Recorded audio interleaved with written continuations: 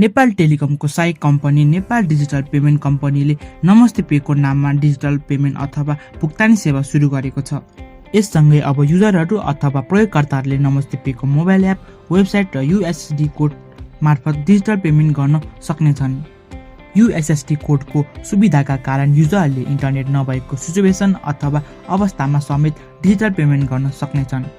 यति मात्र होइन, नमस्ते पेले नेपालमै पहिलोपटक इन्टरनेट नचल्ने मोबाइलबाट समेत वायर्डको एकाउन्ट अथवा खाता खोल्ने र पेमेन्ट अथवा भुक्तानी गर्ने सुविधा ल्याएको छ।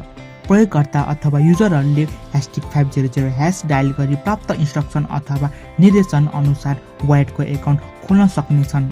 र इन्स्ट्रक्सनमा चाहिँ तपाईँको नेम, डेट अफ बर्थ र जेन्डर र तपाईँको कि त सिटिजनसिप, कि त ड्राइभिङ लाइसेन्स, कि त पासपोर्ट तपाईँको मागिन्छ। त्यसको तपाईँ डिटेल भरिसकेपछि तपाईँको नमस्ते पे एप बिना तपाईँको एकाउन्ट क्रिएट हुन्छ। यसरी खोलिएको खाताबाट 5000 रुपैयाँसम्मको कारोबार गर्न सक्नेछ। यसबाहेक नमस्ते पेको सर्भिस प्रयोग गर्न सकिने गरी मोबाइल एप पनि सार्वजनिक गरिएको छ। हाल एन्ड्रोइडमा मात्र अभाइलेबल अथवा उपलब्ध यो एप अब केही विकमा iOS अथवा आइफोनमा समेत उपलब्ध हुने कम्पनीले जानकारी दिएको छ।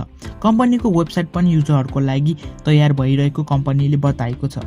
नमस्ते पेबाट अहिलेको लागि खानेपानी, बिजुली र मोबाइल टपअप गर्न सकिन्छ। तत्कालका लागि NDPCको टपअप सर्भिस मात्र रहेकोमा एनसेल र स्मार्ट टेलिकम लगायतको भुक्तानी कार्य समेत एपमा थपिने तयारी भइरहेको छ। साथै वायरबाट वायर रकम ट्रान्सफर अथवा एउटा नमस्ते पेको एपबाट अर्को नमस्ते पेको एपमा तपाईँले इजिली तपाईँको एमाउन्ट अथवा पैसा पठाउन सक्नुहुन्छ।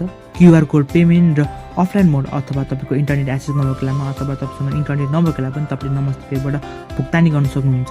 आदि जस्ता फिचर समेत कम्पनीको यो एपमा राखिएका छन्।